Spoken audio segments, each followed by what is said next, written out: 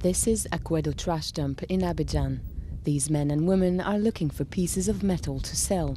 Only a few hundred meters away, an area where waste from an oil ship called the Probo Koala was dumped in August 2006.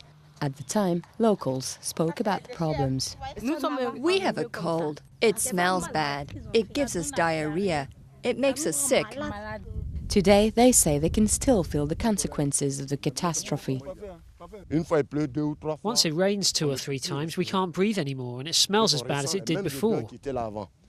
Probo Koala, filmed here in September 2006 by Greenpeace, was carrying poor quality oil laced with caustic soda and petroleum residues.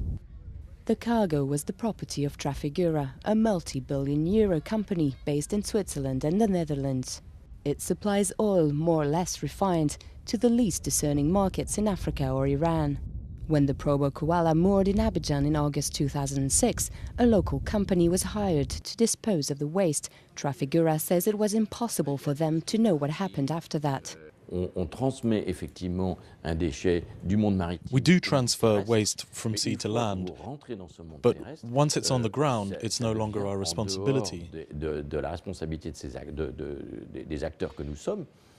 Even if we wanted to go and inspect those installations, we probably wouldn't have a right to. In fact, residues were dumped all across town, their pungent smell causing frequent nausea and dizzy spells, like here in the Djibi neighborhood. In Africa too, we have a right to live. In Africa too, we don't have to live with toxic waste. It's a shame that people don't get this. We will fight with all our strength so that this situation is fixed and that it doesn't happen again. Trafigura has now made 2 settlement deals, one with Ivory Coast and another with a British firm representing 30,000 victims, each of whom should receive about €1,000. The company hopes this will close the debate, even though some studies say toxins could have killed up to 17 people. But the story isn't over yet.